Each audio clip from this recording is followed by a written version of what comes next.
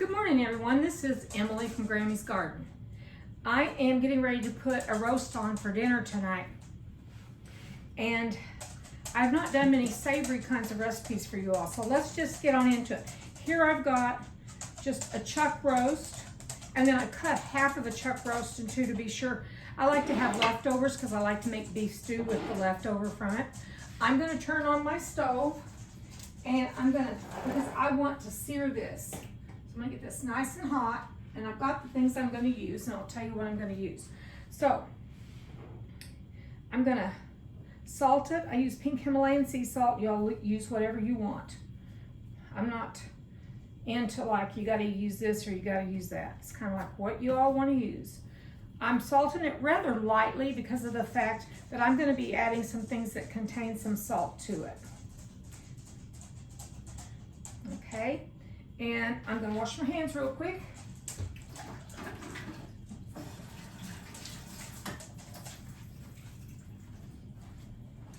try not to contaminate between things if I can. That's the old nurse in me, and I don't think it's going to go away. So anyway, I'm going to end up contaminating a little bit anyway and have to wash it. So this is just black ground pepper, and I'm going to sprinkle on some garlic.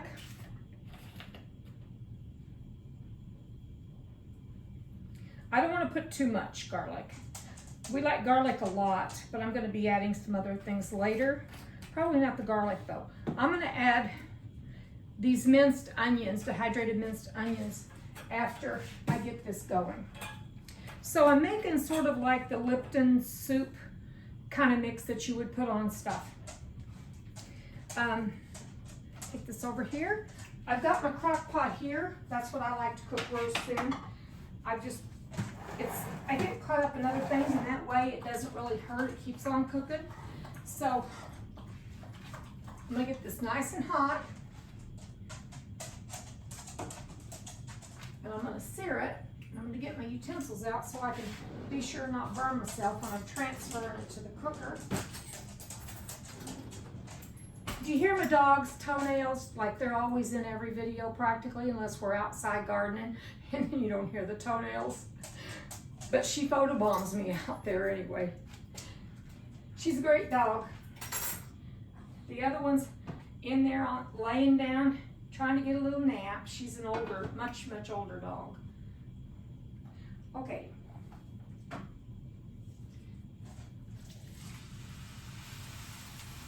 Hope you can hear that searing because my furnace is on. It wasn't as cold here this morning as it was yesterday. We've been like about 10 degrees in the mornings the last few days, and this morning we were more like, I think we were near 20 degrees.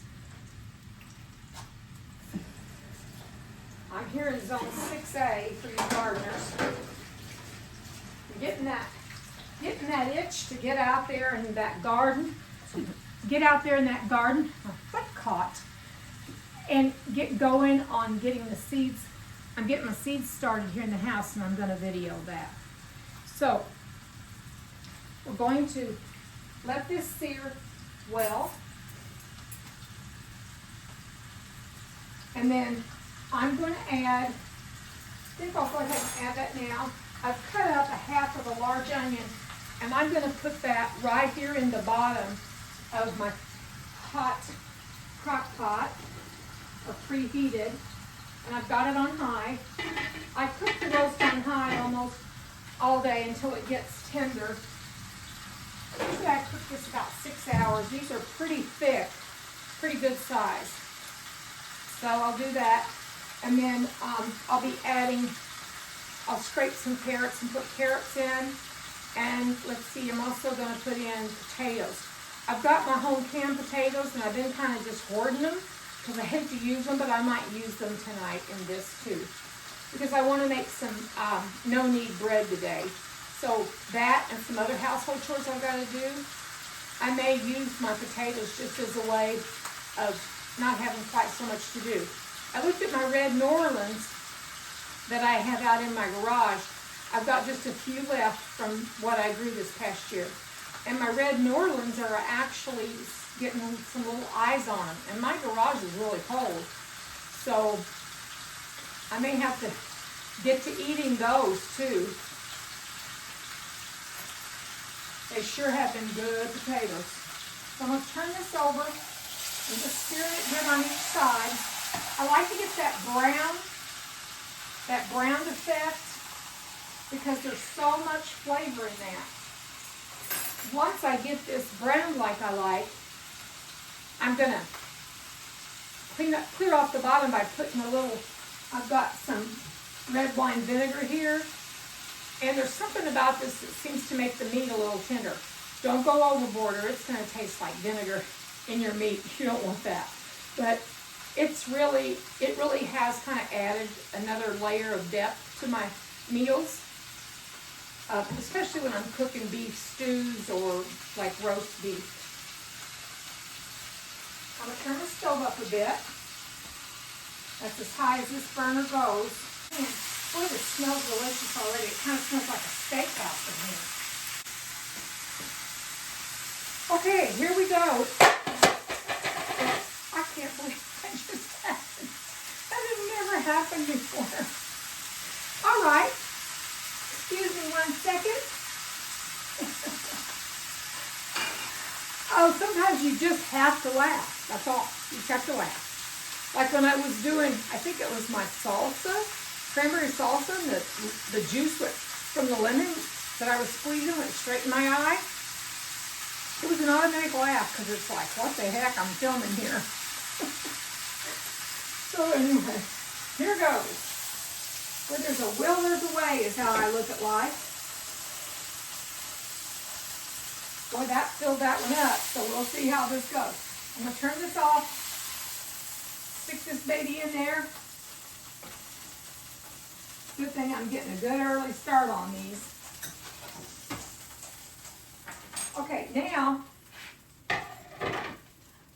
I am going to hit it with a little bit of Worcestershire sauce.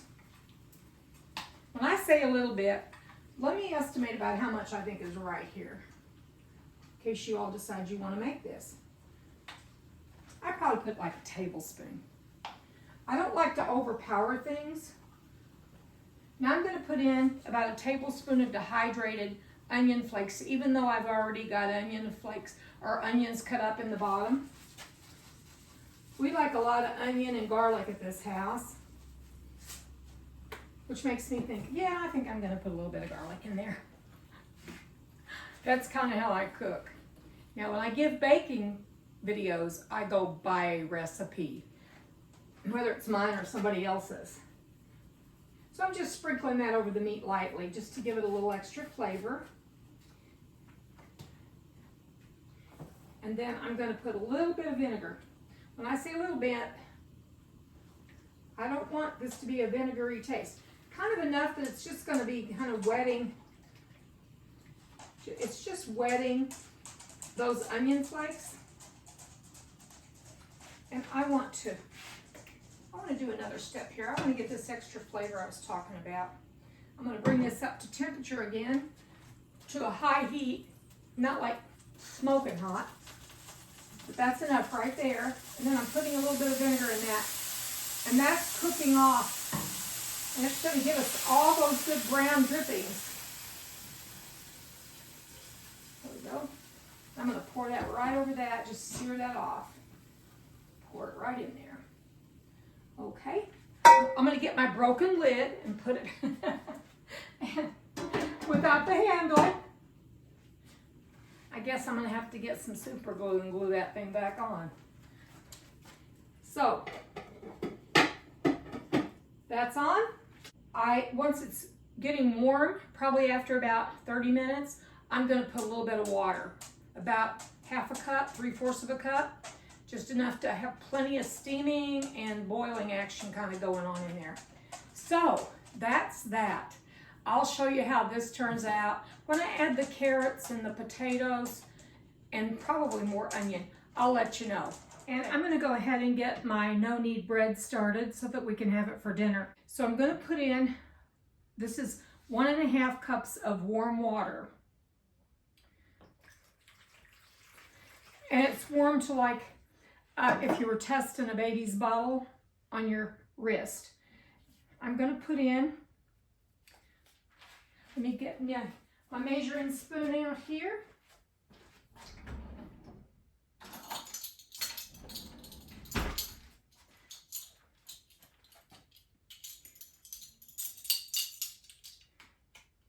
This is such a little bitty container. I'm sprinkling 1 teaspoon and about half.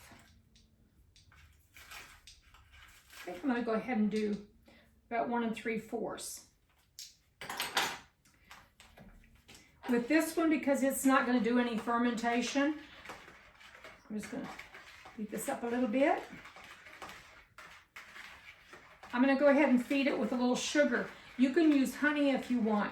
Since this is not a sweet bread per se, you don't want a lot of sugar, but I want to feed this yeast. I want to be able to use this later on tonight.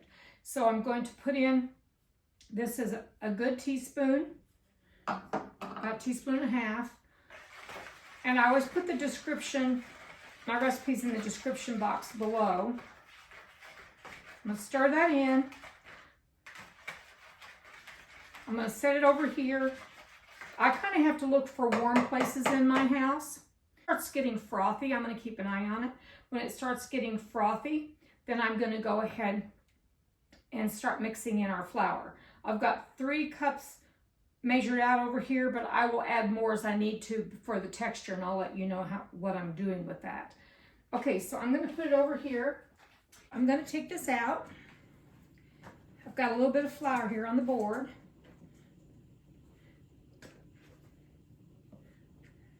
Looks like the gluten's working in this. And I'm just gonna, instead of kneading, like I said, I'm just gonna turn it on itself. So I'm gonna get some flour on my fingers again. Or do it over this. There we go. And you don't have to do this a lot of times. I'll sprinkle a little more flour on it. There we go. It sure smells like bread.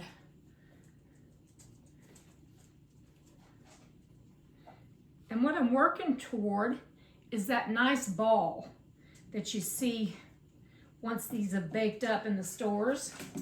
Or maybe you do this at home.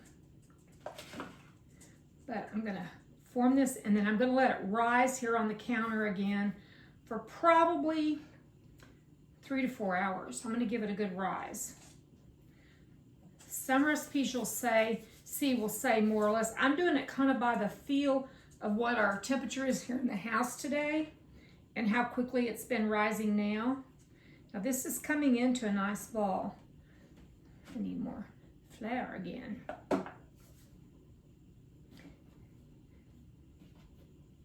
I'm going to use that flour that I've got extra there for my gravy tonight. I make most of my, like when I make roast beef, I make most of the gravy with flour rather than cornstarch. My fingers are still sticking to it a lot. I want to kind of get a little bit of that out of it. Doesn't hurt for it to have flour. As a matter of fact, I'll sprinkle the top of this with flour, and that way it's going to be pretty, and it's going to look just special. Now, one thing that I didn't mention when I was mixing this dough up is that if you wanted to, you could put some other things in it. You could sprinkle Parmesan cheese in that dough when you first get going. When you first add the flour, you could sprinkle Parmesan cheese. You could sprinkle and just work it right into the dough. You could sprinkle any kind of cheese you wanted as long as it was like loosely shaved, Then the other thing is I was thinking about everything bagels. I got some everything bagel at Aldi's, just the spot in their spices. They've got that, and it's a really good price. Now, I don't want to get too much into like kneading this because that isn't the texture I want this bread to be. So let's look at this. See how it's that nice ball? I'm going to put this over in a pan, and I'm going to line that with a little bit of olive oil. I'm going to let this rise for about 3 hours, and I'll show you what it looks like at that point. Okay, see you then. Okay, I'm ready to put the parchment paper into my Dutch oven. When I put the oven to 425 degrees, I put the Dutch oven in there and I've been letting it warm to, it'll be about 425 degrees. It's going to be really, really hot when it comes out.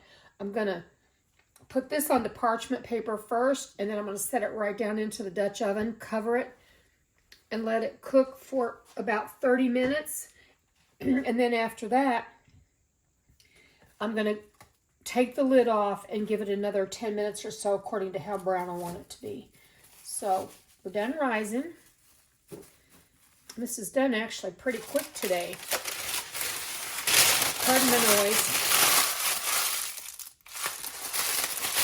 It's the only way I can get parchment paper to behave.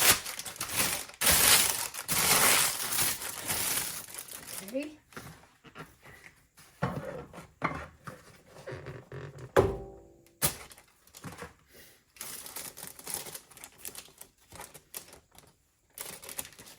I'm going to give this just one. I don't really want to push this down too much because I want to keep that nice round loaf. I'm just doing this to help me get it kind of the shape I want it. So it's got a little bit of olive oil now on each side. I'm going to dust it with a little flour. I think that makes it really pretty when it browns.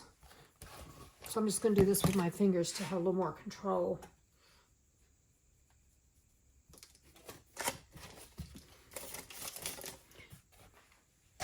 All right, got this ready to go. I'm moving this out of the way because this, as I said, this is going to be one hot thing coming out of here.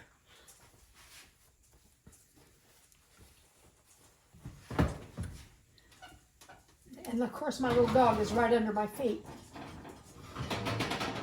I think I need to start putting her in a different room from the area I'm working in here when I'm trying to do a video.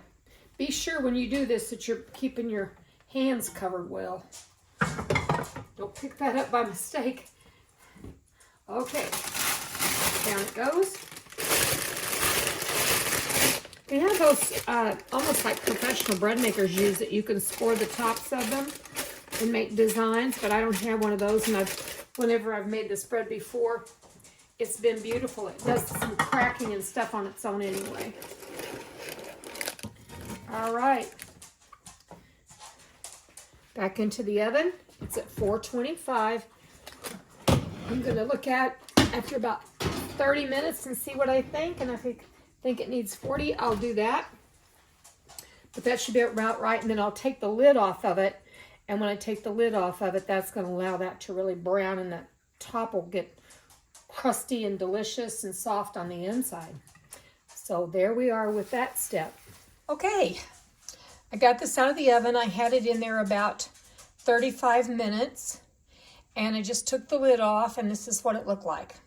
And it's nice and crispy, crunchy on the outside, and it'll be real soft on the inside. I'm going to go ahead and put it back in and get just a little bit more browning on it, but I don't want much more. I like that golden brown more than like a dark brown. And I'll have it at 425. I may lower it to 400 simply because my oven is a little off at times. I don't want to overdo this. So I'll show you all, and when I get it done and it's cool, I'll thump the bottom of it, and you can hear it. It almost sounds hollow. So that's where we're at now. It's going to go back in the oven. Okay, everyone, the bread's out of the oven. And I just left it in there about 8 more minutes. I'm going to flip this. I want you to see the bottom. When you hear that sound, you know that you've got a nice soft bread on the inside and that it's done. So all that bacon is done, and I'm just going to wait on this roast to get finished. So to get back to our recipe this morning, I've got about 8 good-sized carrots in here that I scraped. I've got celery in the bottom, 3 good-sized stalks, and I just cut them in pieces almost like the size of this. I'm gonna put this in with the roast over here. I'll show you how that's looking. Still doesn't have a top on it. It's got a top, it just doesn't have a handle. And that's what that's looking like. Smells delicious. And I'm gonna put that in. So this is the roast beef I started this morning with carrots, mashed potatoes. I've got gravy over it. And I put a little cottage cheese and some of my bread and butter pickles on the side. So it's looking very good.